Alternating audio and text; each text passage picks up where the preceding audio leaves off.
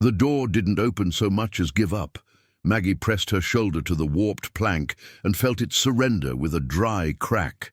Cold air rushed inside, heavy with the smell of hay, dust, and rust. She slipped through the gap, pulling Eli by the arm. The boy stumbled, half asleep, coat too thin for the night. She closed the door behind them. The wind outside became a dull hum, a sound of distance. Inside, the barn was half dark. Light came through the cracks in thin grey stripes that hung in the air like threads. Dust moved slow between them. Maggie's breath showed white, fading fast. She pulled Eli close, rubbing his arms through the jacket that no longer fit him.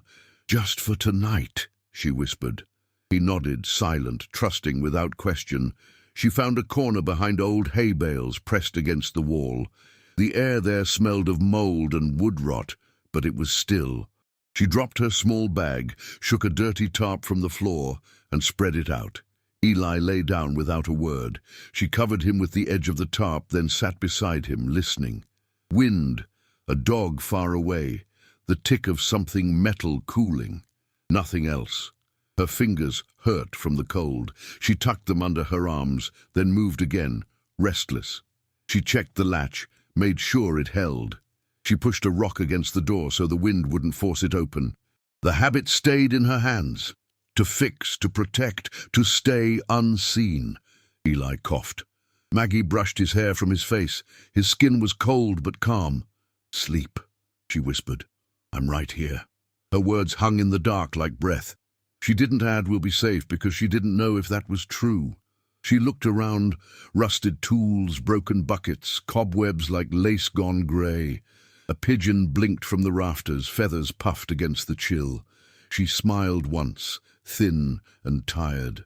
"Just us," she murmured. Then came the sound, low at first, distant but steady. An engine. It rolled closer through the cold, slow over gravel. Headlights brushed across the cracks in the barn walls. White lines of light moved across the floor, shaking dust loose from the air. Maggie froze, her breath caught halfway. "Eli," she said, barely more than air, "don't move." She pushed him deeper behind the hay bales. His eyes widened, reflecting the light. She crouched low, one arm around him, the other pressed to the floor. The ground trembled with the soft weight of tires stopping. A door opened, boots hit gravel, keys jingled once, then silence, the thick, waiting kind. The latch on the barn door rattled. She held her breath until her chest ached. The door didn't open right away. Someone was out there, close enough to hear their breathing if they spoke. The light under the door grew brighter, then dimmed again. A shadow crossed it, a man's shape, large still. The sound of a coat brushing wood. Her heart beat slow and heavy. She felt each pulse in her fingertips. Eli's hand gripped hers. She could feel him shaking. The figure outside moved toward the window. A flashlight beam slid through a gap in the boards, sweeping across the floor, the tools, the hay, and finally, the tarp. It stopped, stayed there. Dust glittered in the beam. For a moment, the world was just that thin line of light, holding them still.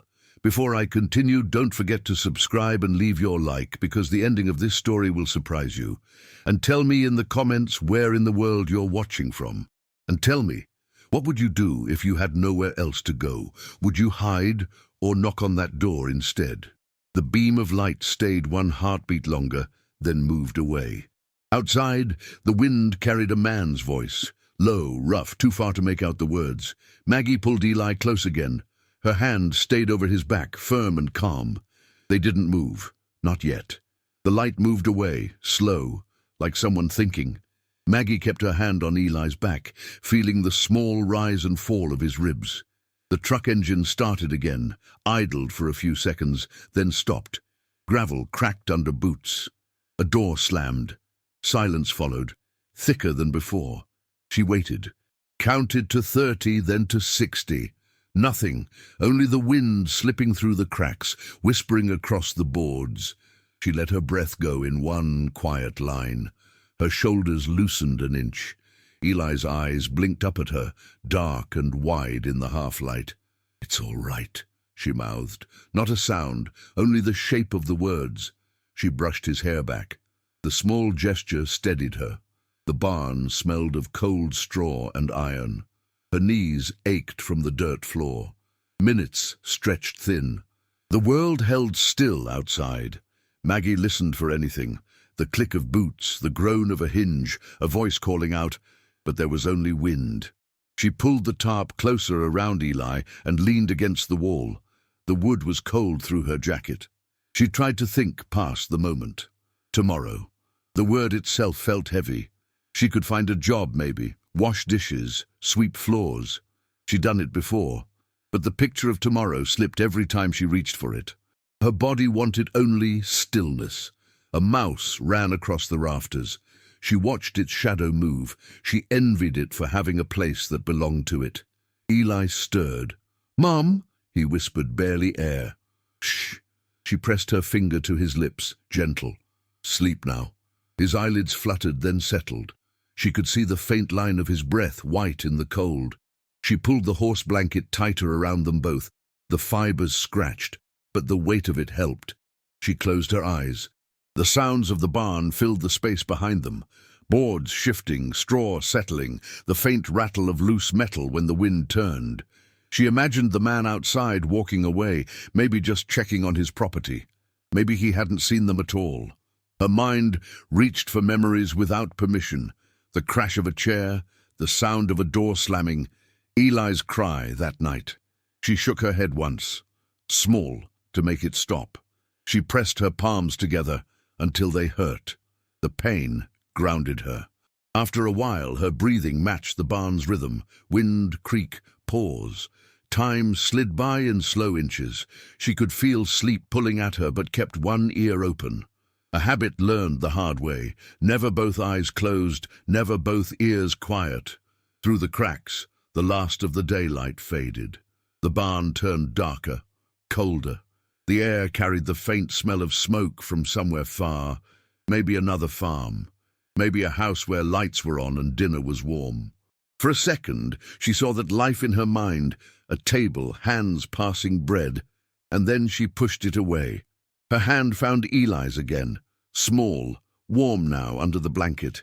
She stayed like that, hand over his, until her breathing steadied. Outside, a dog barked once, then again closer. She froze. The sound stopped as suddenly as it started. Wind replaced it. She told herself it was nothing, but the silence that followed wasn't empty. It was watching, listening. Maggie leaned her head back against the wall and closed her eyes, forcing her body to stillness. If the man came back, she would know by the sound of his boots. She would wake Eli, run if she had to, but not now, not yet. The wood behind her creaked once, like a breath. She didn't move. The barn settled again. The night folded around them, quiet, cold, patient. Somewhere outside, unseen, a light flicked on. Morning light didn't wake her. Cold did. Maggie opened her eyes to a grey stillness. The tarp had slipped during the night, and frost had crept across its edge. She pulled it back over Eli's shoulders and watched him sleep. Mouth open slightly, fingers curled near his face, hair stiff from the cold. She waited until the ache in her knees became too much, then stood slowly. Her breath came out in small clouds. She found a gap in the wall and looked outside. The field stretched in a faded brown sheet, with snow scattered in thin patches where the wind hadn't touched. No houses close, only a line of trees and a wire fence leaning to one side. It could have been anywhere. The middle of Kansas, Nebraska, maybe Iowa. One of those places where silence sits like another layer of weather. She remembered mornings that didn't start this way. Coffee smell, the sound of a radio that never quite tuned right. Eli in a high chair, banging a spoon against the table, laughing when she made faces at him. Back then, the kitchen window had light that turned everything soft. She used to hum without noticing. She worked the early shift at a diner off the highway, the kind of place where truckers stopped for eggs and coffee, and the counter always smelled faintly of grease and sugar. She wore her hair tied back, smiled at regulars, and kept tips in a jar under the sink. The days were long but made sense. Clean up, pick up Eli, start again tomorrow. Her husband, Ray, had been different then too. He'd bring her flowers from the gas station, cheap ones wrapped in paper, but they made her smile anyway. He'd say he'd do better, work harder, get that promotion at the garage. And sometimes he did. For a while, the world seemed steady enough to believe in. She let herself remember him the way he was before the bottle started showing up on the counter before noon, before his voice got rough and his eyes went somewhere she couldn't follow. It started small. A night he didn't come home. Then the smell that wouldn't leave his jacket. He stopped talking except to blame. Work lost him, then patience, then her. She still tried. She always did. Dinner ready, table set, words soft. When he slammed doors, she waited it out. When he shouted, she stayed quiet so Eli wouldn't wake. Sometimes it worked, sometimes it didn't. She'd see him sitting on the porch, staring at the dark with the bottle between his boots. Once he told her he didn't know when everything turned against him. She wanted to say it hadn't. He had, but she didn't. Words like that only made nights longer. Still, there were good mornings even near the end. Days when he'd play with Eli in the yard, tossing the ball with a kind of desperate joy, like trying to prove something to himself. She held those days close, even now, because the bad ones came fast after, and then there was no space left to hope. In the barn, the light shifted. Eli stirred, rubbed his eyes. She smiled at him, a slow, tired curve that didn't reach her eyes but tried to. "Hey, baby," she whispered. "You hungry?" He nodded. She tore off a small piece of bread from yesterday's loaf and gave it to him. He chewed without complaint. Maggie sat beside him, her back to the wall, eyes fixed on the cracks that let the light through.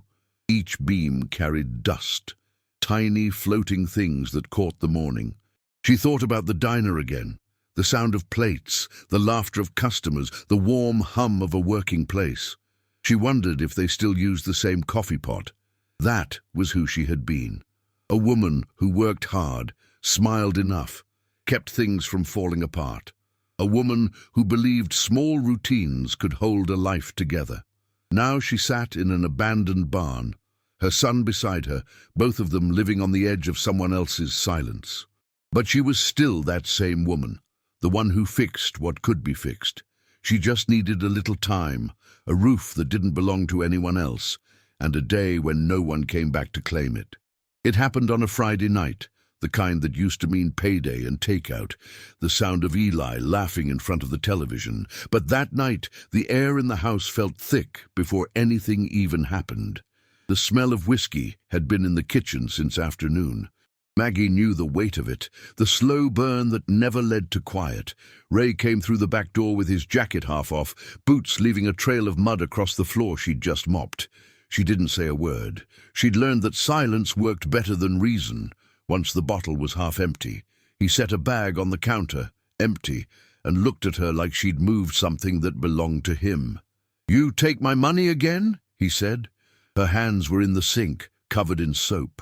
She turned off the water, wiped them on a towel, and shook her head. "No, Ray, it's right where you left it." But he was already past listening. The arguments always followed the same road. A question, an answer he didn't want, the sound of something breaking. Eli peeked from the hallway, small and silent. She wished he'd stayed in his room. Ray kicked the trash can, the sound loud enough to make the windows shake. "You think I don't see? You think I don't know what you're planning?" "I'm not planning anything," she said, voice low. "Please just sit down." He didn't.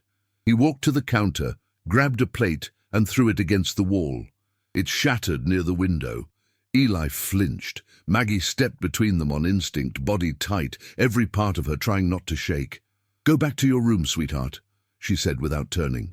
Ray laughed, that dry sound she'd come to hate. "You always protect him, don't you? Like I'm the danger here." He took another step forward. She smelled the liquor on his breath. For a second she thought he might stop. He didn't. His hand hit the table, then the chair, sending it crashing sideways. Something in her broke then, not from fear, but from exhaustion. The years of holding things together had thinned down to this: a woman, a child, and a man who'd lost himself. "Enough," she said. The word came out steady, almost calm. Ray froze, surprised by the tone. She looked at him and saw not anger, but emptiness.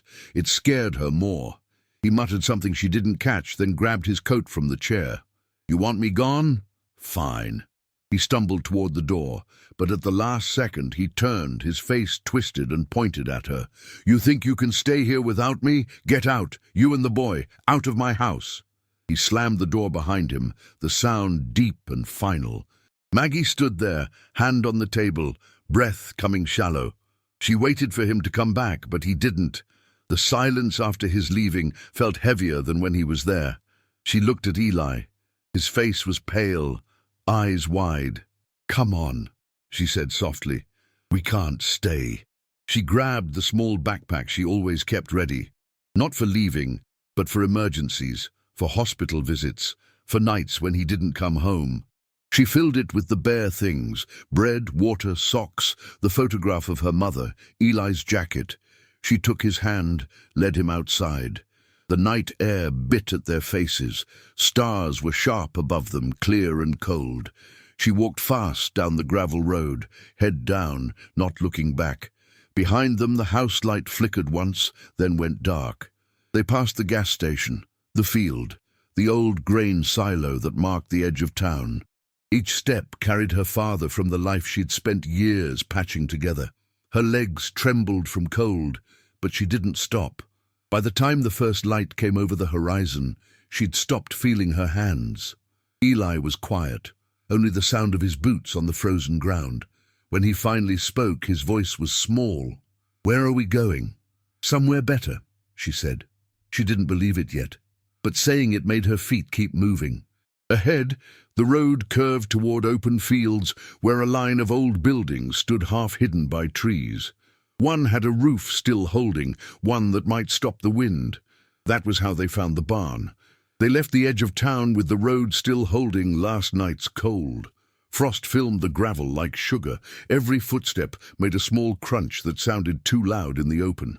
Maggie kept Eli's hand in hers and set a steady pace. She didn't look back. The gas station glow fell behind them, then the last yard light, then there was only the long dark field and a sky that felt close and empty. The wind came from the north, thin and sharp. It slipped under their clothes and sat in their bones. Eli's breath came in little bursts. He didn't complain. He leaned into her side when the gusts pushed, and she tilted her shoulder to shield him. They walked past the grain bins, past a ditch with a trickle of black water, past a fence where the wire sagged between posts. A train sounded far off, one long note that seemed to go nowhere. Frost held to the grass until her boots turned white with it. She lifted Eli over a low strand of barbed wire and felt the burrs catch at her sleeves. He was heavier than she remembered. She set him down gentle and rubbed his arms to bring the blood back. "We're all right," she said. 3 words, quiet and flat, more rhythm than promise. The land opened and closed in slow waves. Stubble fields, a windbreak of cottonwoods, then another stretch of nothing. They crossed where the ground showed old tire ruts, a lane that must have served a place people used to go. The moon gave them just enough to tell distance from shadow. In that half-light, everything felt farther than it looked. Eli began to limp. She knelt and checked his sock. A blister, small and angry, had risen on his heel. She wrapped it with the corner of her own scarf and tied the knot where it wouldn't rub. He tested his weight, nodded once, brave the way children are when they see their mother trying not to be afraid. A flock of crows rose from a bare tree, black shapes against the pale sky, their voices like old hinges. The sound faded quick. The wind took its place. Maggie wished for the simple things: hot water, a door that latched, the heavy smell of coffee at dawn. But wishing didn't move them forward. Feet did. So she walked. They found the faint curve of a farm road, half hidden by weeds. It led past a broken gate and a field where a combine had been left to rust. Beyond it, under the line of trees, a long, dark shape sat with its roof caved in at one corner. At first, it looked like a shadow that wouldn't lift. Then her eyes adjusted, and she saw the seam of a door and the cut of a hayloft window. A barn. She slowed, listened. Nothing but the dry talk of dead leaves. A good sign, or no sign at all. She took Eli by the shoulders and bent to his height. "We'll try there," she said. He nodded, face pinched with cold, but his eyes steady. The yard was a scatter of old things, an axle, a coil of hose, a bucket frozen into the ground. The barn's siding had silvered with weather, the nails had lifted like teeth. She put her palm to the door. It stuck first, then shifted with a groan that sounded too loud. She waited for any answering sound, a dog, a voice, a light. None came. Inside, the dark had weight. Cold breathed from the floor. She pulled Eli in and let the door fall back to a narrow gap. The air smelled of hay, earth, and time. She stood still until her eyes found shapes. Bales gone soft and slumped, a ladder, beams that crossed like ribs. She led him to the far corner, where the wall met the ground without gaps. She worked the space the way she always had when a room wasn't safe. Make a place, make rules, make quiet. She spread the tarp from her bag and laid it over old straw. She set the bag for a pillow. She found a horse blanket stiff with dust and beat it once at the threshold, careful not to carry noise farther than the yard. Eli curled without being told. She tucked the blanket around him and sat with her back to the wall. Her hands shook, so she held them together until they didn't.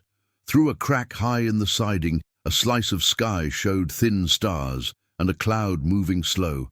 Somewhere past the trees, a dog barked, then stopped. She listened until the silence turned familiar. Time thinned out. She lost count of breaths and counted them again. The cold found every place her clothes didn't cover. She rubbed Eli's shoulders, then her own arms, then the place between his shoulder blades, where fear settles in a child. "Sleep," she whispered. He did. Fast, the way children do when the body finally gives up. When the first edge of morning touched the rafters, it did not bring warmth, only light. She stood and checked the door. The latch would hold if the wind didn't push too hard. She found a flat stone and wedged it at the bottom. A small thing, but it made the door stay the way she wanted. She took comfort in that.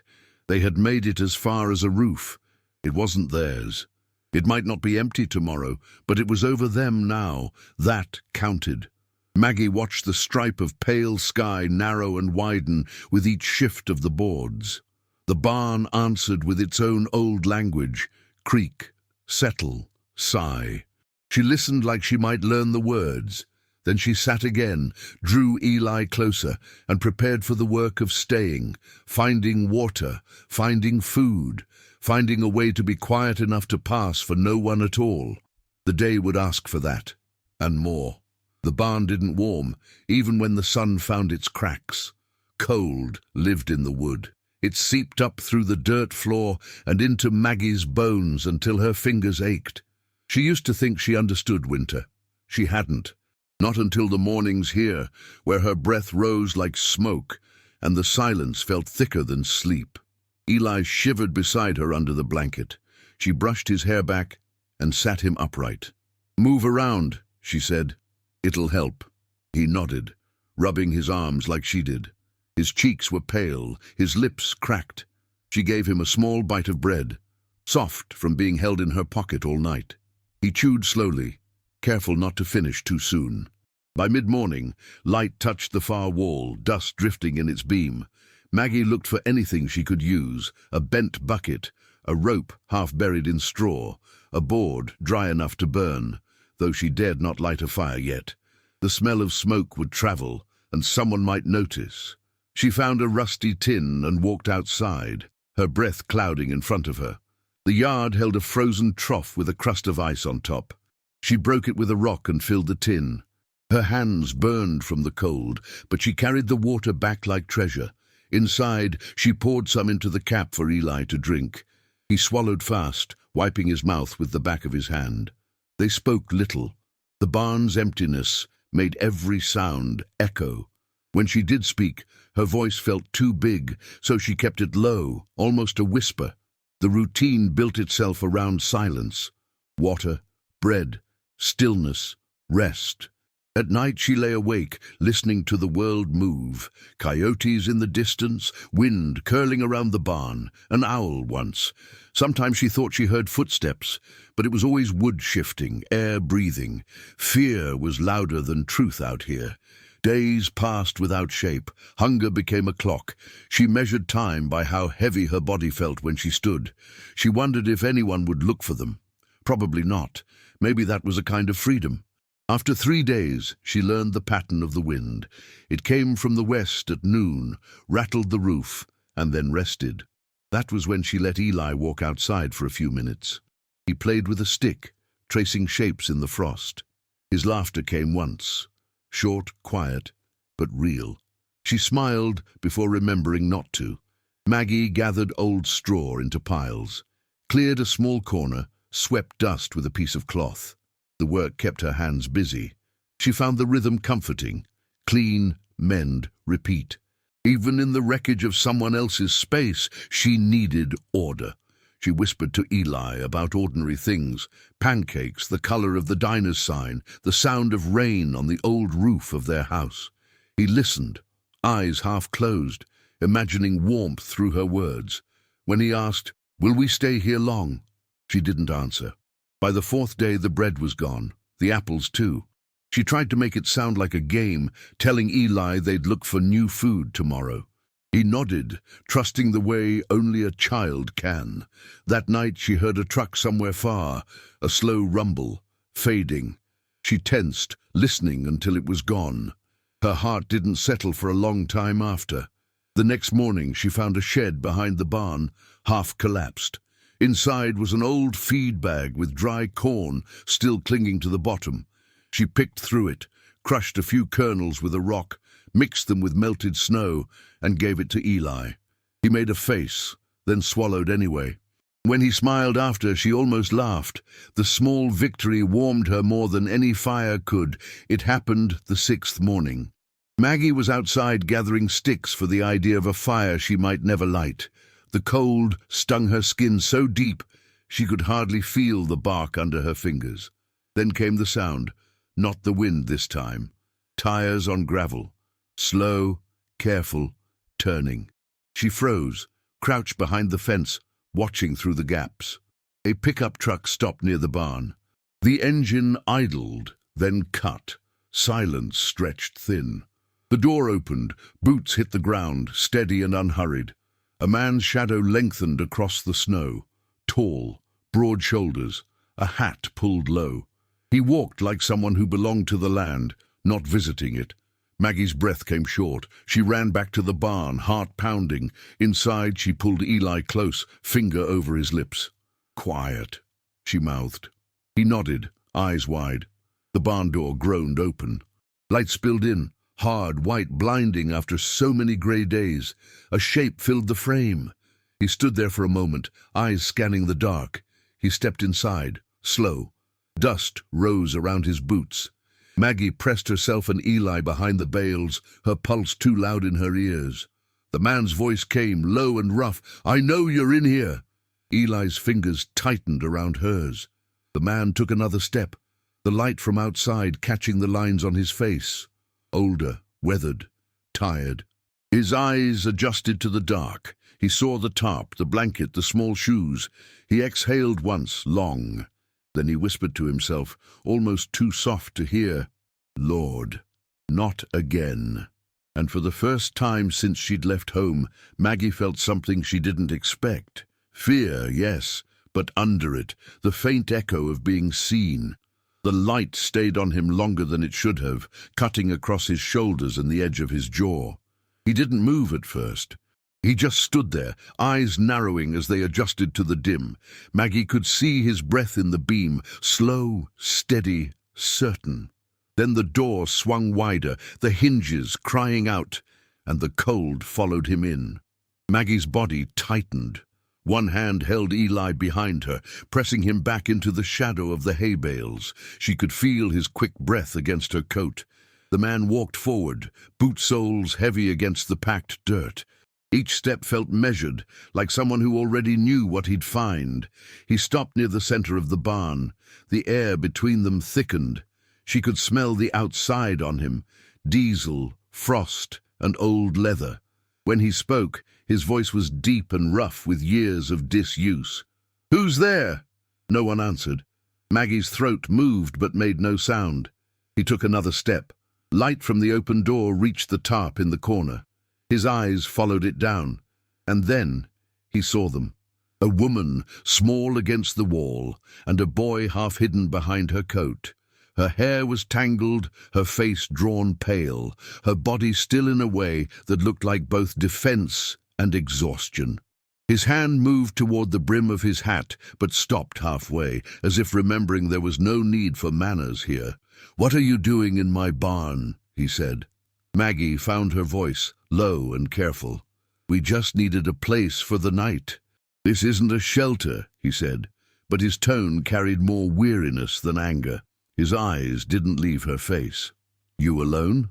She shook her head once, moving aside enough for him to see Eli. The boy's face was tight with fear. The man's expression didn't soften, but it changed, something old passing behind his eyes, a memory maybe. He stepped back once, just enough to let the distance settle between them. "You can't stay here," he said finally. "This place isn't safe. Roof leaks, rats get in. You'll catch your death." "We'll be gone soon," Maggie said. He looked around the barn, his gaze caught on the tarp, the half-empty bag, the blanket folded wrong. He rubbed a hand over his chin. "You've been here more than a night." She didn't answer. The silence told him everything. He exhaled through his nose, long and slow. The sound of it filled the space between them. Then he turned toward the door. For a moment, she thought he'd leave. Instead, he pulled the door closer to the frame to keep the wind out and stood there with one hand on the latch. "Name's Tom," he said without looking back. "This land was my father's. Nobody's lived here in years." Maggie said nothing. The name hung in the air like a truce that hadn't been accepted yet. He looked over his shoulder. His face was lined deep, the kind carved by years of weather and loss. His eyes were tired but steady. "You got nowhere else to go?" Maggie hesitated, then shook her head. Her lips parted like she might explain, but no words came. Tom nodded once, as if the answer matched something he already knew.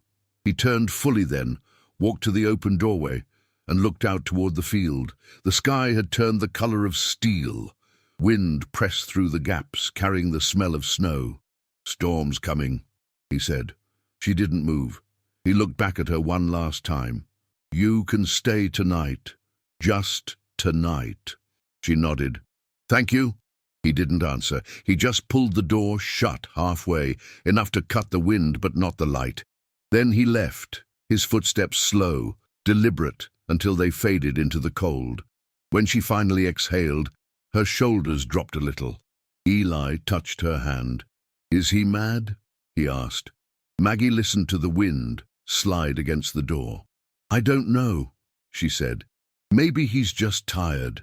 Outside, the truck engine turned once, then stopped. Silence again, long, deep, and unfamiliar. The first moment of being seen had come and gone. It hadn't broken them, but it had changed something in the air. They were no longer invisible. Night folded over the fields early, clouds pressed low, and the air had that hollow sound that comes before snow. Maggie sat near the wall, Eli asleep against her side, his head heavy on her arm. She could still see where Tom had stood hours before, the place his boots had marked the dirt, the faint smell of cold air left behind when he closed the door. She kept waiting for the sound of his truck leaving the property, but it never came. Somewhere out there, she imagined him in a small house, lights dim, probably eating from a pan, maybe staring at the same window night after night. Men like him carried silence the way other people carried conversation. It followed them into every room. Eli stirred. "Mom, is he gonna make us go?" "Not tonight," she whispered. "He said we could stay." She brushed a piece of straw from his hair.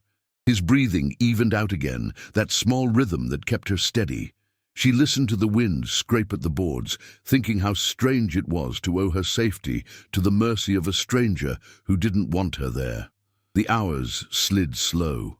Maggie wrapped the tarp around them, tucking it tight. She fought the urge to check the door every few minutes.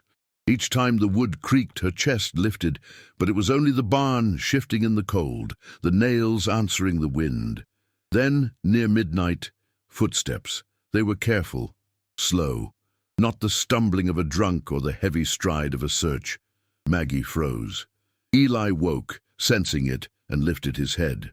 The latch moved once, softly. She held her breath. The door opened just enough for a slice of yellow light to touch the floor. A lantern. Tom's outline filled the gap.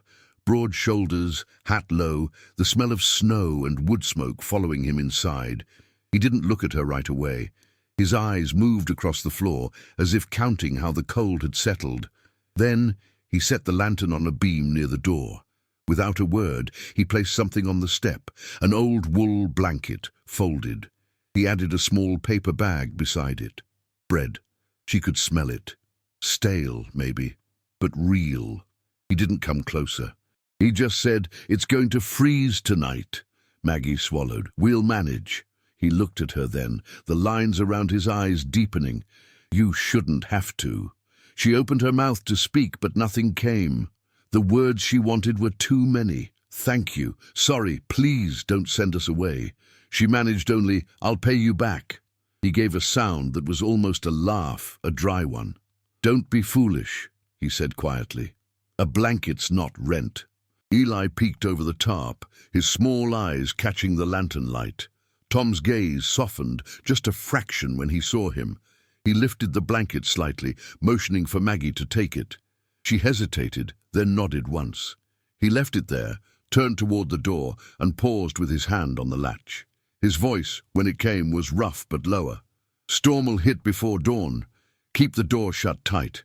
"I will," she said. He nodded. "Good." The door closed behind him, the lantern light gone with it. Only the faint glow of stars through the cracks remained. Maggie sat still for a long moment, blanket untouched beside her. Eli whispered, "Was that for us?" "Yes," she said. "Why?" "Because he saw we needed it." She reached for the blanket, unfolded it, and draped it over them both. The weight of it felt like something more than warmth, something she hadn't let herself feel since leaving home. Kindness without reason. As she tucked it around Eli, her eyes stung. She blinked hard, refusing to let the tears come. Instead, she looked toward the door, where a faint light still marked the path he'd taken. The wind pushed once more against the boards, softer this time, as if testing the edges of their borrowed shelter. She listened, then whispered into the dark, "Thank you." No one answered, but the silence felt different now, less empty. If this story is already touching your heart, write "I'm here" in the comments.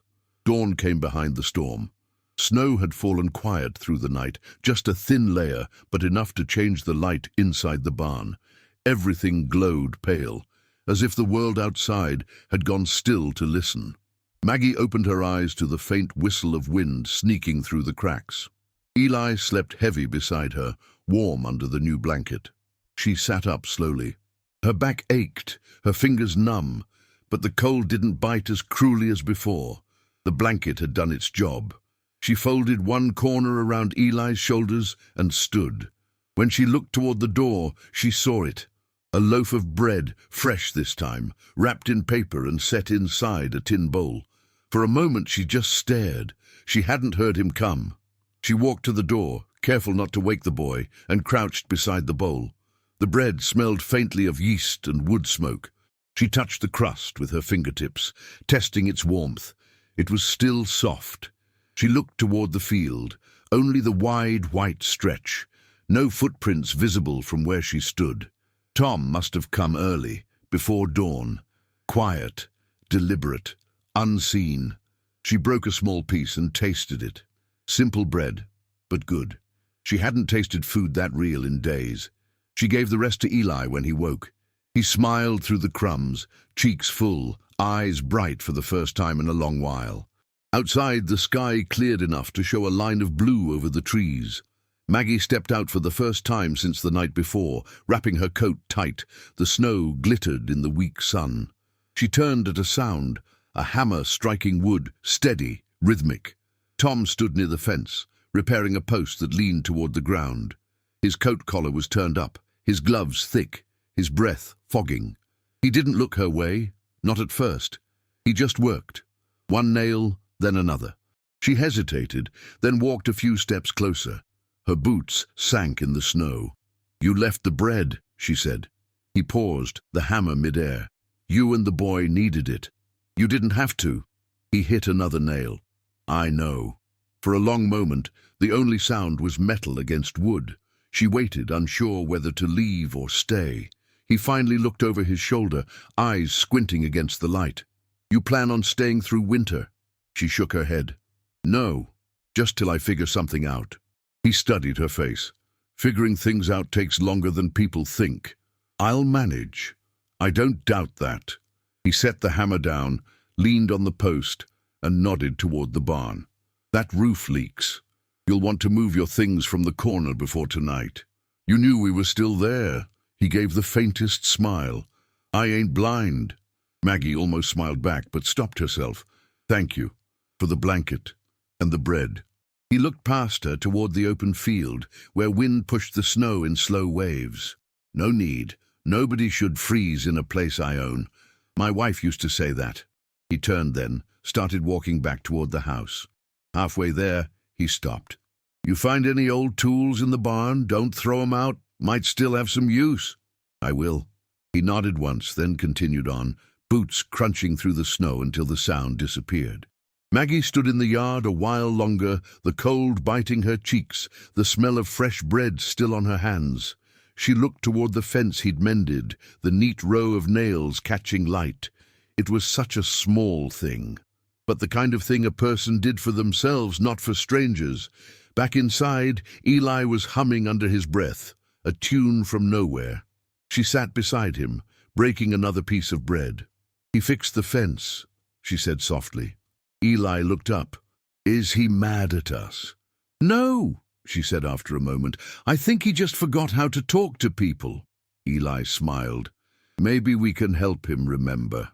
She looked at her son, his face clean against the pale morning, and felt something warm settle low in her chest, a small, careful thing that might one day become trust. Outside, the sound of the hammer started again. The first day they worked on the roof. The air held to freezing and the sky sat low, the color of tin.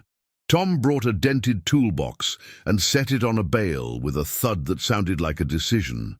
He didn't say much. He just opened the lid and laid the tools out in a neat line. Hammer, box of nails, a handsaw, a square. A roll of roofing felt gone stiff around the edges. His hands were cracked, knuckles swollen, veins high like cord. He moved with the slow economy of someone who'd done this too many winters to count. "Boards up there are soft," he said, chin lifting toward the rafters. "We'll pull what's rotten and sister in new." He glanced at Maggie. "You steady on a ladder?" "I can be," she said. He nodded once, as if that was all that needed saying. He wedged the ladder under a good beam, tested its feet with his boot, then put a nail through a rope loop to keep it from slipping. 3 points of contact, he added, more habit than lecture. Eli stood with both hands in his pockets, rocking on his heels. Tom looked down at him. "You can help by staying where I can see you." Eli nodded, solemn as a hired man. They started with the loose boards. Tom climbed first, weight balanced, breath even. Maggie followed, one rung at a time, hands cold against the aluminum. Up top, the wood told its story with every step. The firm clap of sound boards, the hollow complaint of rot. Tom tapped with the hammerhead, listened, and marked weak spots with a carpenter's pencil pulled from behind his ear. "Here," he said, and Maggie knelt where he pointed. He pried up a strip with the cat's paw and passed it down to her. The board came away in a crumble at one end, damp black in the middle. She stacked the ruined pieces in a neat pile, fibers shedding like old paper. Work made sense in her hands. Remove, replace, make better than before. Wind pushed at the gaps and slipped under her jacket. She set her jaw and held the next board while Tom cut it to length. His saw strokes were steady, pull, push, pull, each pass clean. The smell of fresh-cut wood rose, sharp and almost sweet, against the old hay and dust. For a second, Maggie closed her eyes and just breathed it. "Hold it flush," he said, softer than his face looked. She pressed the end tight to the rafter, while he sank nails in with 3 crisp blows apiece.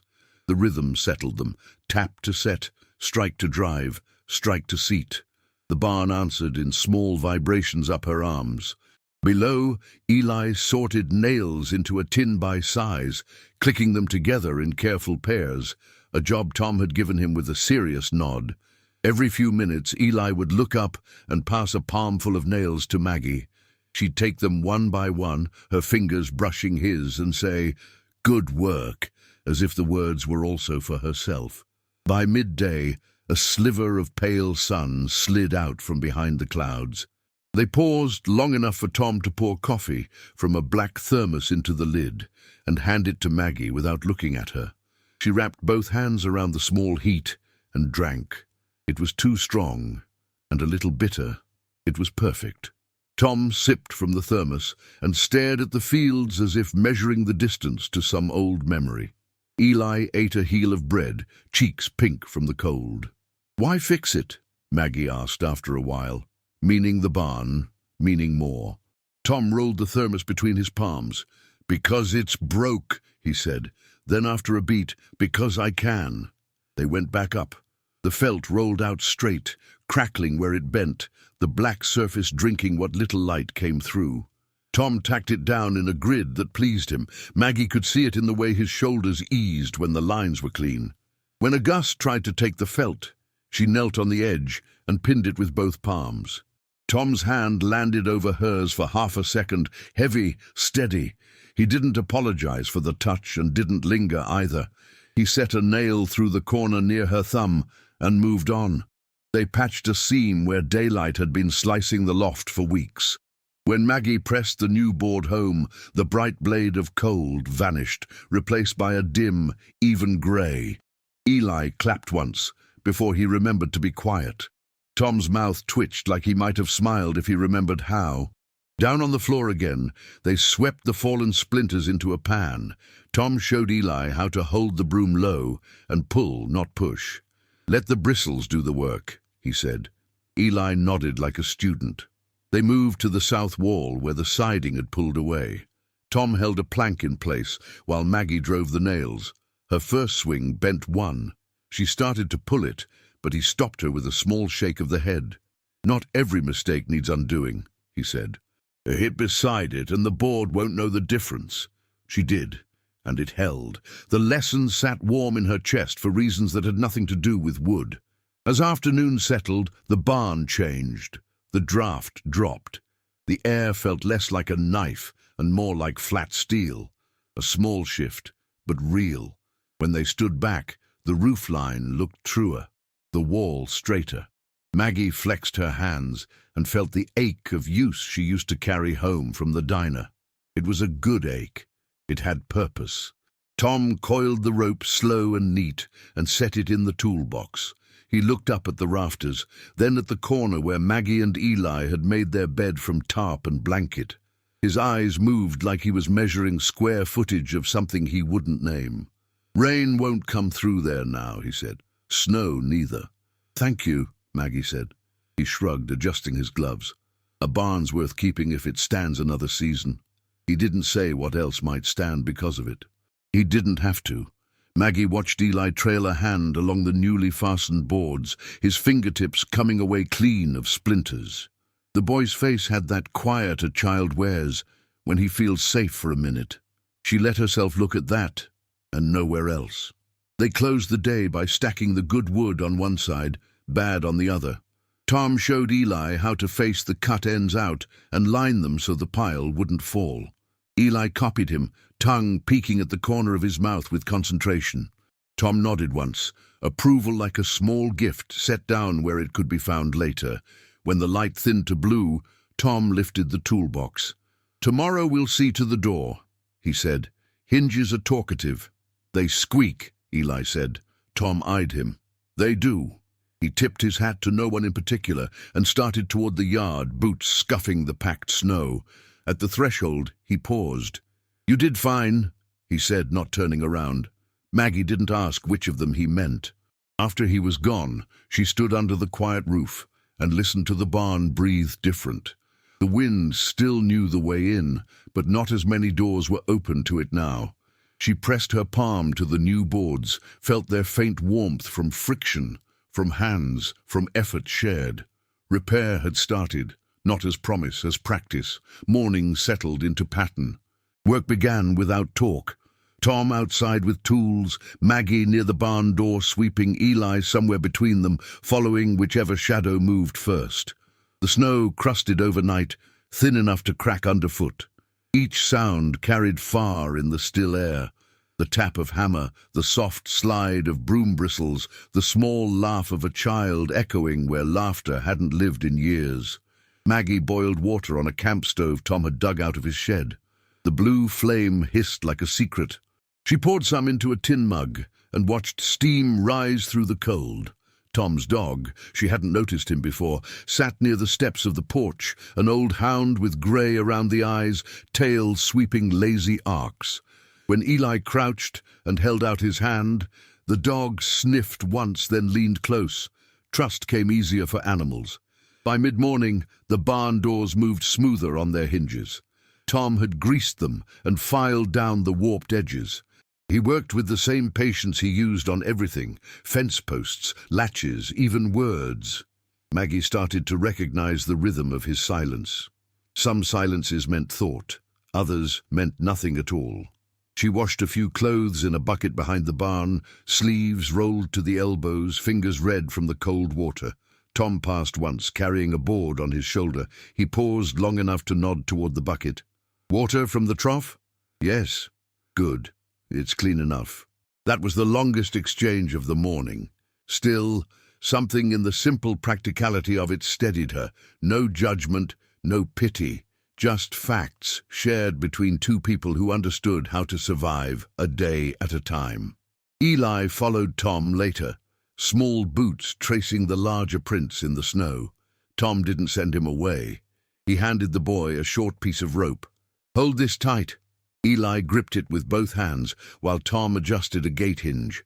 The rope wasn't needed, but Eli didn't know that. Tom didn't tell him. When the gate swung true again, Tom looked down. "There," he said, "straight as a rule."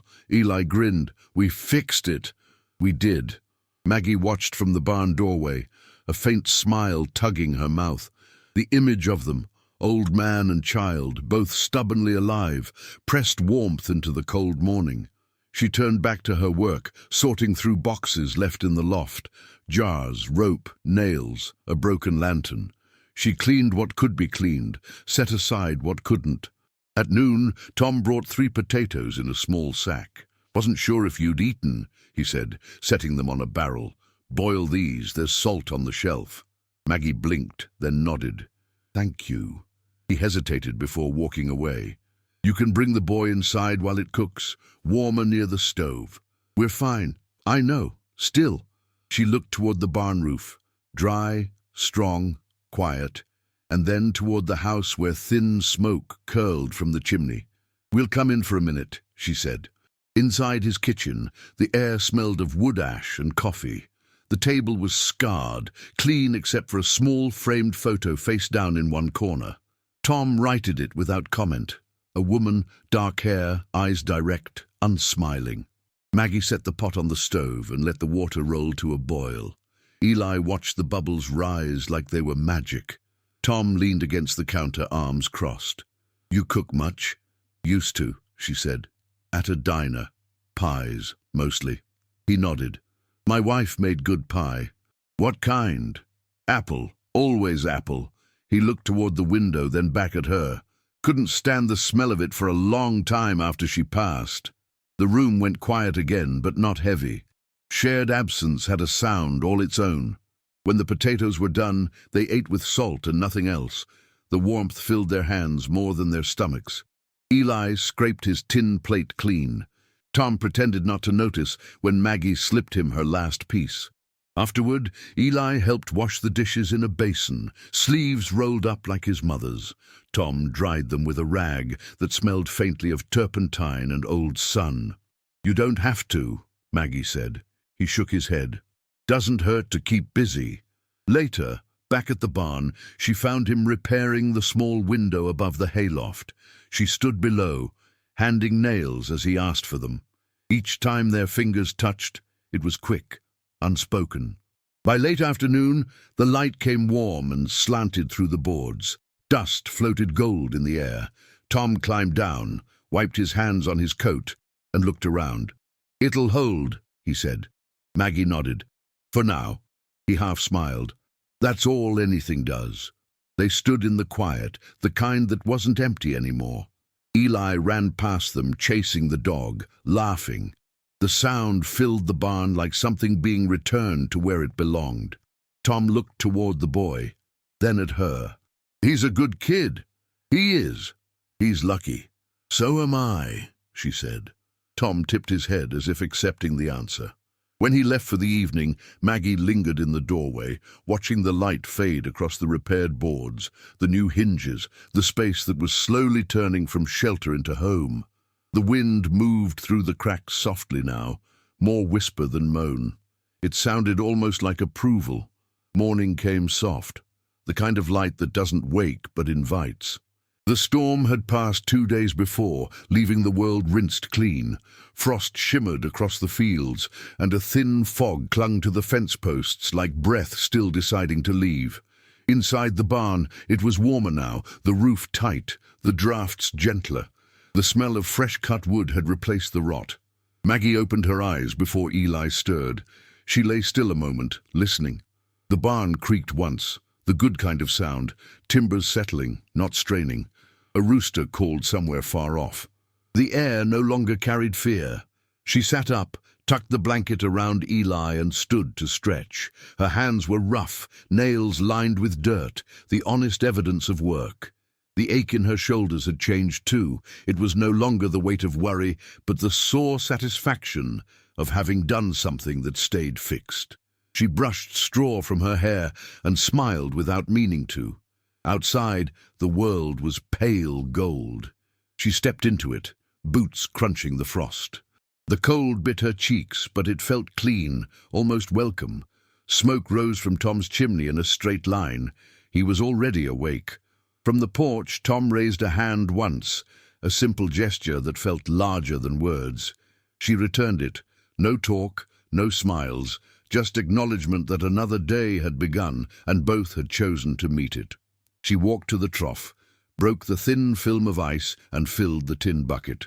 The water mirrored the sky. When she looked down, she saw her face not as it had been, tired, drawn, but quiet, steady. Behind her, Eli ran out barefoot and laughing, chasing the old dog through the pale grass. His laughter didn't echo this time. It stayed, sitting warm in the morning air. "Shoes!" she called. He waved but didn't stop. She let him go. The sound of him running was its own kind of healing. She hung the washed clothes on a rope Tom had strung across the fence. They fluttered slow, catching bits of sun. Small things like that, clean fabric, a bucket filled, a boy's laughter, built the shape of peace more solidly than promises ever could. When she turned, Tom was at the barn door, a mug of coffee in his hand. "Roof's holding," he said. "It is. You slept any better?" "A little." "Good." He looked toward Eli, who was tossing sticks for the dog. "He reminds me of my grandson," Tom said quietly. "Used to come here summers. Place was different then." "What happened to him?" "Grew up," he said. "They all do." He finished his coffee, set the mug on a fence post, and stepped closer. "If you're planning to head on, wait till spring. Roads'll be better. I could use a hand till then." Maggie studied him. His voice carried no demand, only the plain weight of need, his and hers. "We'll stay through winter," she said. "If you're sure." "I'm sure," he answered. He turned to go, then stopped. "There's a radio in the house. Doesn't work right, but sometimes it finds music. You and the boy come by tonight if you want." She nodded. "We might." After he left, she stood for a while at the door, the cold wind threading her hair. She looked at the repaired boards, the swept floor, the space where fear used to live. Light filtered through the gaps, like water finding a home. Eli came running, cheeks pink, breath fast. "Mom, the dog likes me." "I can see that," she said, laughing. He wrapped his arms around her waist. "We can stay, right? For a little while." She knelt, brushed the frost from his hair, and looked toward the horizon. The world didn't seem as far away anymore. The land was still cold, still quiet, but it had begun to hold them instead of resist them. She took a long breath. The air stung her lungs, clean and sharp. She let it out slow. Inside, the barn smelled of sawdust and something faintly sweet. Bread, maybe, or just the promise of it. She laid her hand on the beam near the door, feeling the faint vibration of the wind through the wood. It was alive again. So were they. Evenings had started to arrive slower, stretching out between the last hammer strike and the first breath of dark. The light lingered over the fields, like it didn't want to go. Inside the barn, things had a rhythm now. Maggie sweeping the floor, Eli stacking small bundles of kindling near the door, Tom checking the latches before night closed in. It was work without urgency, the kind that let silence breathe between movements. When the chores ended, Maggie often sat on the step outside the barn, coat pulled close, eyes on the line of trees turning black against the sky. Tom would come after a while, carrying 2 mugs of coffee, one for her, one for himself. He always handed hers first without a word. She always said, "Thank you," quiet but certain.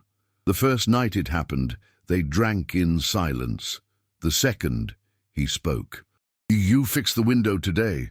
"I did," she said. "Used the nails you left." He nodded. "Looks good. Doesn't whistle now." "No," she said. "It doesn't." That was it, that night. But it was more than before. The next evening, he mentioned the sky. "Red dusk means a calm day coming." She followed his gaze, saw the color burn low along the horizon. "Then maybe we'll get a little warmth." He grunted. "Never trust winter to keep a promise." She smiled, small and private. "You sound like someone who's learned that more than once." "Too many times," he said, then took a long drink from his cup. They sat again in the soft quiet. The old dog came and lay between them, sighing. Eli played near the fence, his laughter skipping over the frosted ground. Tom watched him for a moment. "He's a good worker," he said. "He tries. Reminds me of my grandson when he was that age. Always wanted to help. Made more mess than progress." That's what helping looks like at 7, she said. He chuckled, a sound that surprised them both. Maggie looked at him then, really looked. The lines on his face seemed shallower in the dim light, his mouth less set in stone. He stared down at the mug, like he wasn't sure what to do with his own laughter.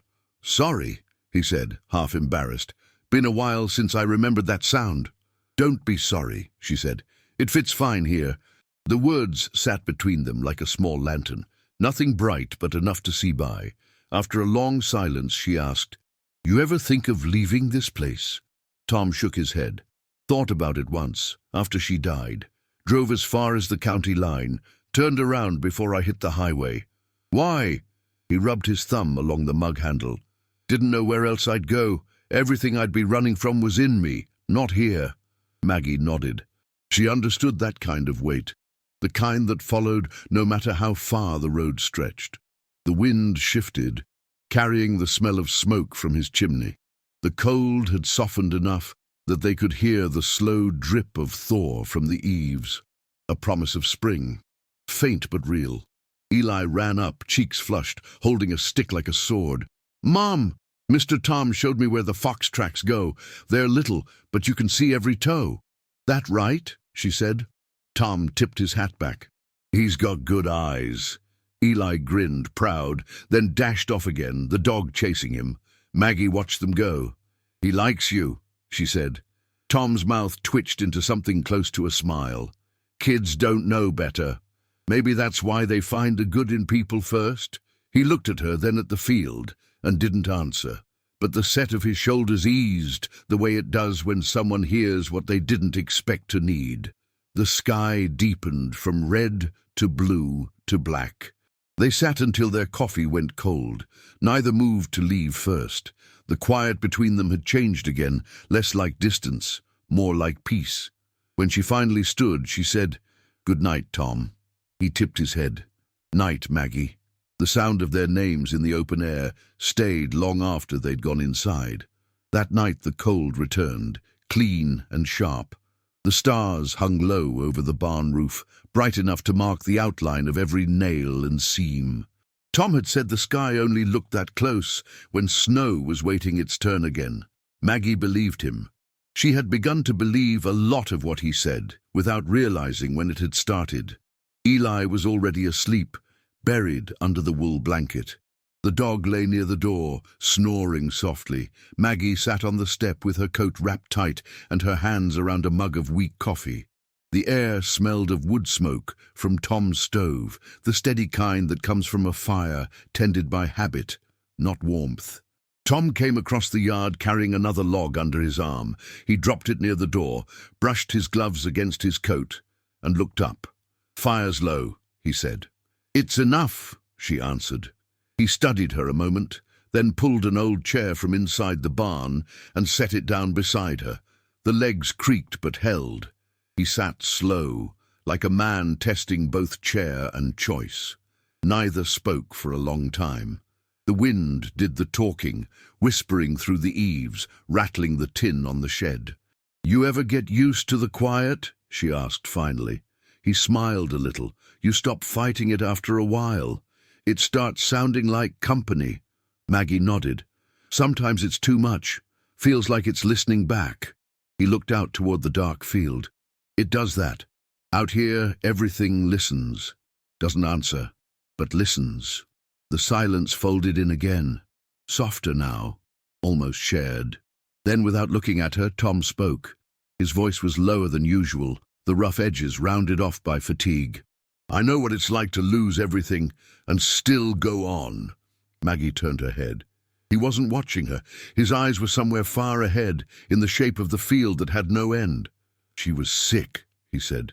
"My wife. Went fast once the doctor said the word. I tried to fix things like I fix fences, but you can't hammer against that kind of rot. When she died, I kept the house the same. Dishes on the same shelf, coat on the same hook. Thought maybe she'd come looking for it." He rubbed his thumb along the grain of the chair arm. "Didn't talk to anyone after the funeral. Folks stopped coming by. Guess I made it easy for them. Days got quiet. Then the quiet turned heavy. Some men drink. I just stopped doing much of anything. The place started falling apart, same as me." Maggie listened, still as the wood around them. She didn't fill the space with sympathy or questions, just the slow, steady sound of her breathing next to his. "I thought I was done with people," he said. "Didn't want to know anyone else's story. Then I found you and the boy in my barn, and I got mad, because I saw myself in what I thought I'd buried."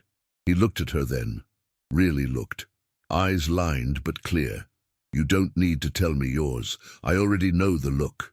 She swallowed hard, the words she might have said drying before they reached her lips. Instead she said, "Thank you for letting us stay." He nodded once.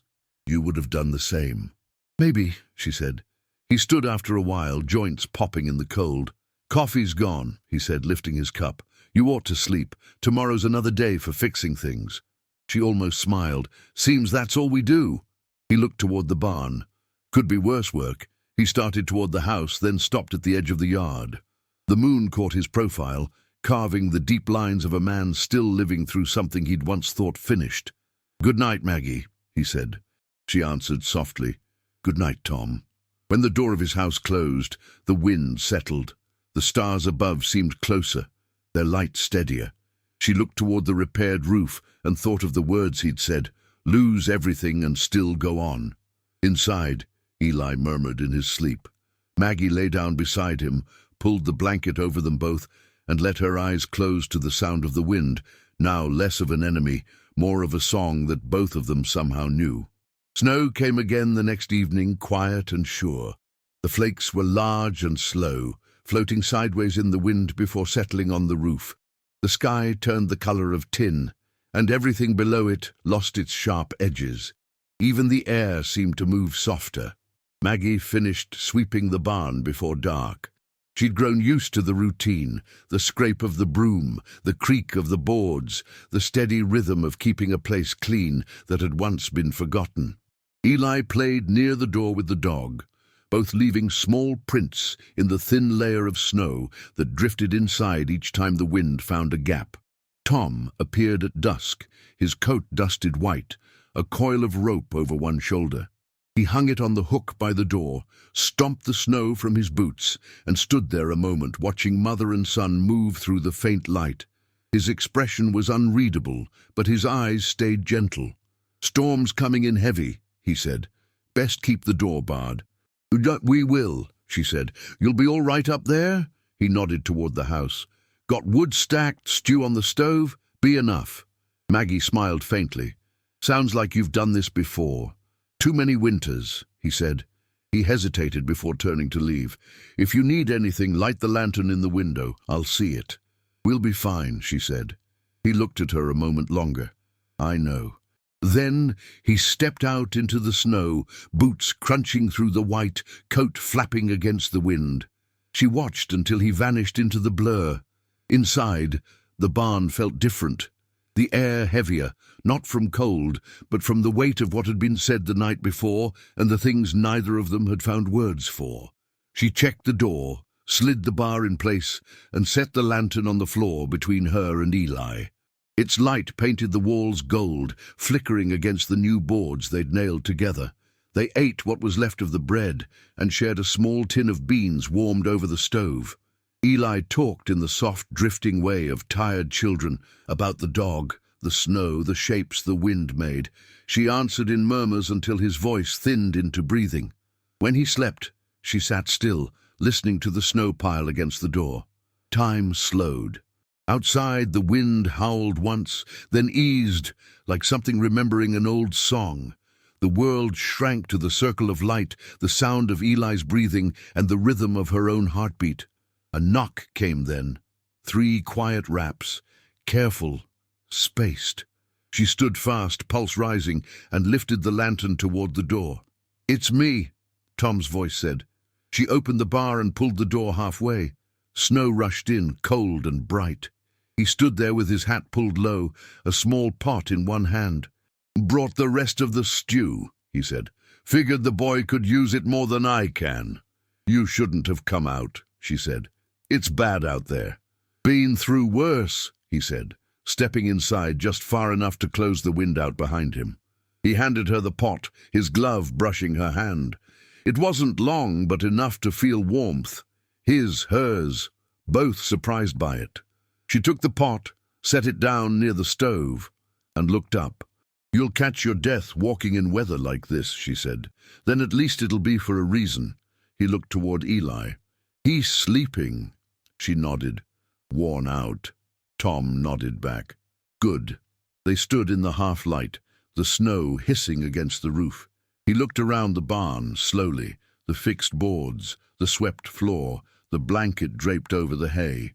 "You've made it different," he said quietly. "Feels lived in again."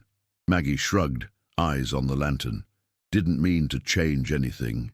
He smiled, small and real. "Sometimes that's how it happens." The silence that followed wasn't awkward. It was full, layered with everything they'd both carried and everything they didn't need to say. The wind pressed once more at the door, then let go. Tom stepped closer to the lantern, held his hands near its small heat. "I used to sit like this with her," he said, voice low. "Winters were quieter when she was here." Maggie looked at him, the light catching the lines of his face, the grey in his beard, the years etched deep, but not without kindness. "She must have loved this place," she said. "She did." He met her eyes. "You keep it the way she would have." For a heartbeat, neither moved. Then she nodded once, slow. "You should get back before it gets worse." He hesitated at the door. "You'll call if you need?" "I will." He lifted the latch, stopped, and looked back. Their eyes met through the faint glow, steady and quiet. No promises, No need for them, only recognition. Two lives bent but not broken, sharing warmth in the middle of a winter neither had expected to survive. Then he stepped out into the snow. The door shut behind him, soft. Maggie stood where he'd left her, the lantern flickering between her and the sleeping boy.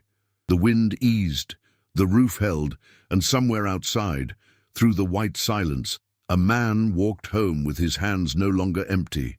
Winter eased the way a stiff joint loosens, slow with small complaints. By February, the mornings came earlier, the light reaching through the cracks before Maggie woke. The frost still painted the fields, but it melted faster now, leaving dark veins of earth showing through. The wind had lost its bite. It just spoke quietly against the boards, the way an old friend reminds you it's still there. Inside the barn, life had become a kind of quiet order. Maggie rose first, started the small stove, and poured water from the bucket Tom kept filled near the porch. The smell of smoke and coffee mingled until it became the scent of a new day. Eli woke to that smell, rubbing his eyes, hair standing in all directions. The dog would follow him out to the yard while Maggie folded blankets, shook the straw, brushed dust from the windowsill. Tom came down the path every morning about the same time, steps measured, toolbox in hand. He'd nod toward her and say, "Morning," and she'd nod back. The words weren't just habit anymore, they meant something. He often stayed until noon, fixing, mending, teaching Eli how to tie knots or how to tell by sound if a nail was biting true. Eli followed him everywhere, a small shadow with a wool cap too big for his head. He called Tom Sir at first, then Mr. Tom, and finally just Tom. Each change had happened naturally, the way sunlight creeps farther into a room day after day without anyone noticing. Maggie watched them from the door as she scrubbed clothes or cooked what little they had.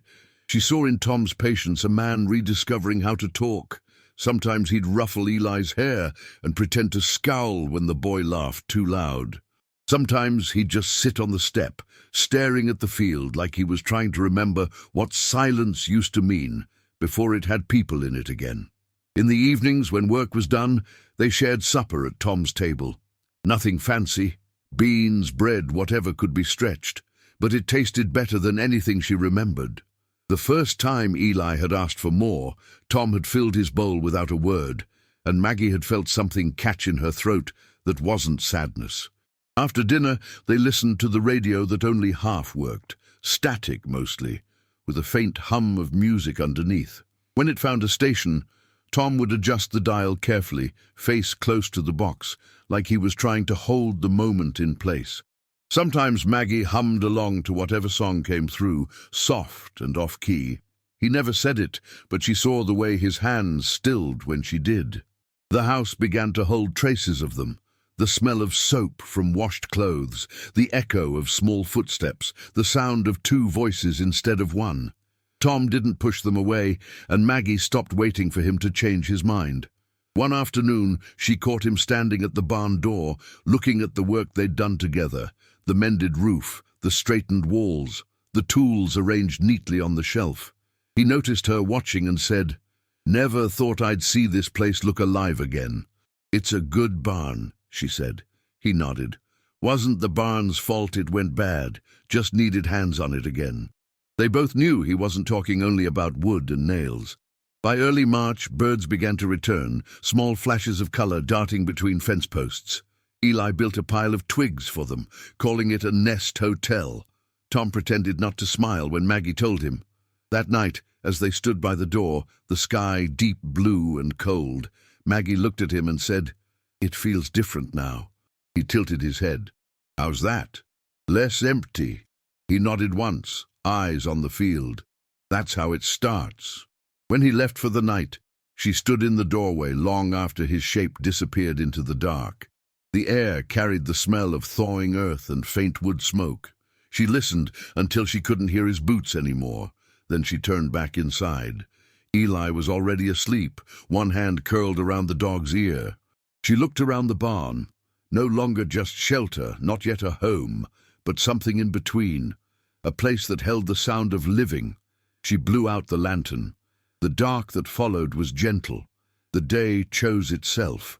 No plan, no talk, just a Saturday with thin sun and a wind that had forgotten how to bite. Maggie was sweeping the aisle the way she always did, slow strokes that gathered winter to the edges. Eli sat cross-legged near the door, carving a small boat from a scrap of pine Tom had cut for him. The dog slept with one ear lifted, as if guarding a secret that no longer needed guarding. She paused and looked toward the corner where they had first tucked themselves behind the fallen bales. The bales were gone now, fed to the neighbors' cows weeks back.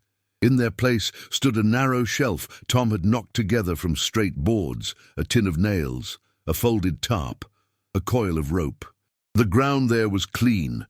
She knew exactly how it had looked the first night: dust, cold, fear, and measured the difference with the simple weight of breath moving easy in her chest.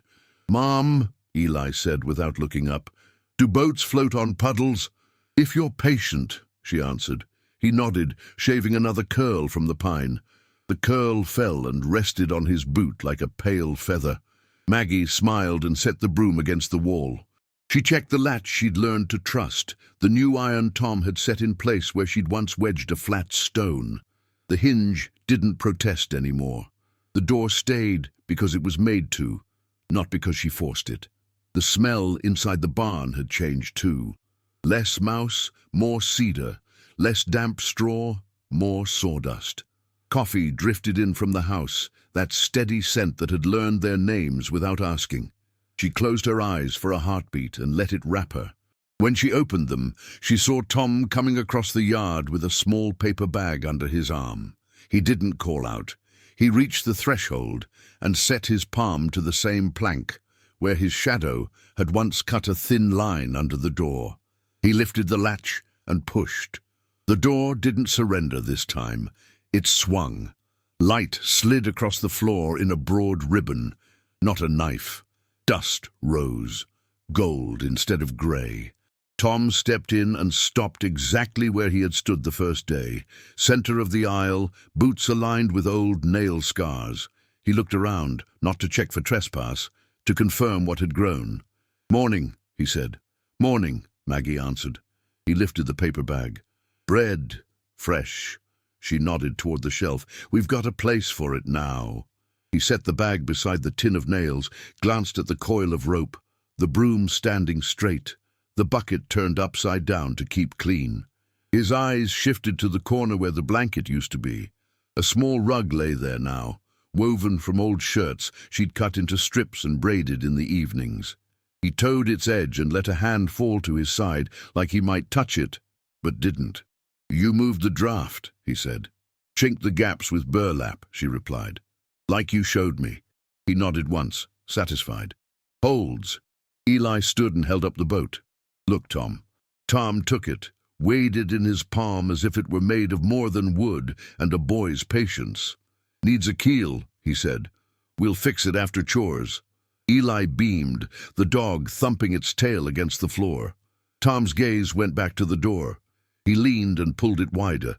The yard opened before them, the fence straight, the trough clean, the path between house and barn worn by feet that moved in both directions now. The same view as winter, but not the same world. "Do you remember," Maggie said, voice low, "the first time you opened it like that?"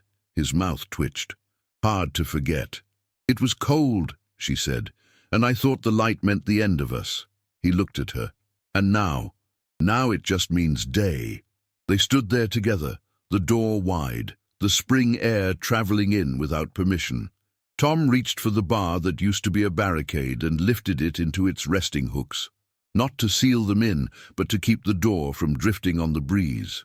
The gesture felt like a translation of something older into a language both of them could speak. He turned to the place where he had first seen the small shoes under the tarp. Eli's shoes were on his feet now, sturdy, laces tied in a double knot Tom had taught him. Tom's shoulders eased. "You did right by this place," he said. Maggie shook her head. "We did." The wind pushed gently at the open door and carried in the faintest scent of bread and smoke. It was the same wind that once drove fear into their bones. Today, it only moved their hair, lifted a loose strand from Maggie's cheek, and let it fall again. Tom glanced up at the rafters where pigeons used to startle at every sound. The pigeons stayed. Even the birds had decided to return. He tapped the nearest post with his knuckle, the old farmer's way of asking wood for the truth. The post answered with a solid note. "Come here," he said. Maggie stepped beside him and laid her ear to the beam, the way he had taught Eli.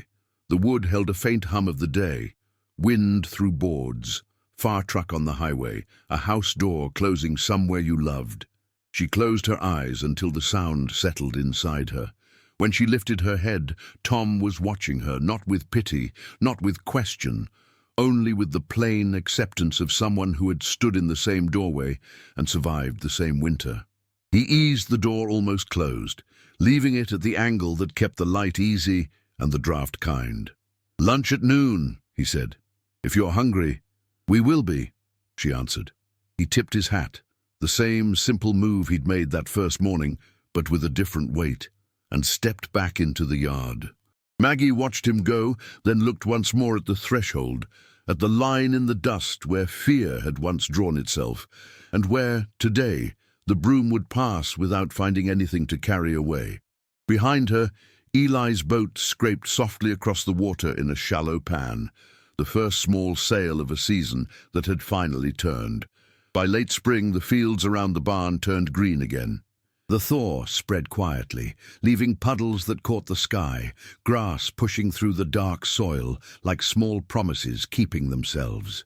The days carried a softer kind of wind, one that moved curtains instead of doors. Tom stood by the fence most mornings now, hat low, hands in his pockets. He didn't look like a man waiting for something anymore. He looked like a man watching things grow. Maggie often joined him after feeding the chickens. They didn't talk much. They didn't need to.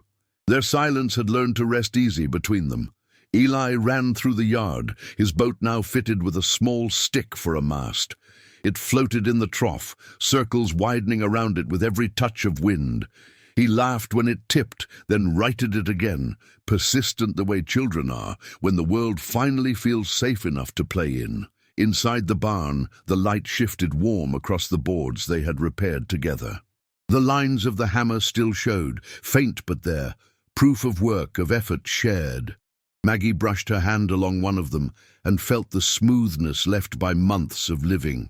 The barn had taken their marks the way the land takes seasons, without fuss, just acceptance. Tom walked up behind her. "Roof's holding," he said. She nodded. "So are we." He smiled, a small, quiet smile that reached his eyes this time. "Guess we did all right." "You fixed more than the roof," she said. He glanced at her, then at Eli, then back toward the field. "You did that," he said. They stood for a long time, the afternoon light making everything gold. Even the dog seemed younger, tail sweeping slow arcs through the dust. Later, when Tom headed back toward the house, Maggie stayed at the barn door. She watched him go, his figure framed by the wide open space they'd once been afraid to cross. The same man who had once stood there with suspicion now moved with the calm of someone who had found his place again. She looked down at the ground.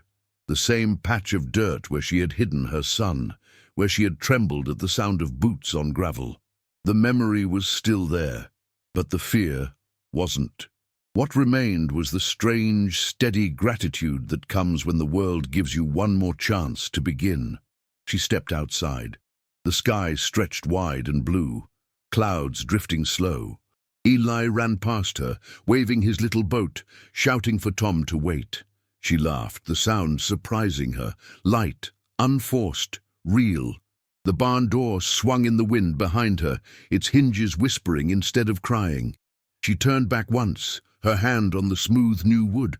The same door that had once been a border between danger and safety was now only that, a door, a simple thing that could open or close as needed. Maggie looked toward the house, then at the field, then at the line of trees beyond. For the first time in a long while, there was no pull to run, no fear of staying, just the quiet certainty of belonging somewhere, even if only for a while. She took a long breath. The air was full of the smell of grass, coffee and sawdust. Ordinary things, the best kind. And you? In his place, would you have had the courage to start over? Tell me in the comments. I read them all. If you're not subscribed yet, subscribe now and watch the next story I'll recommend to you. The wind shifted, warm and calm, moving through the open doorway. Maggie closed her eyes and listened. The barn answered, not with creaks or sighs this time, but with silence, the quiet kind that means everything is holding exactly as it should.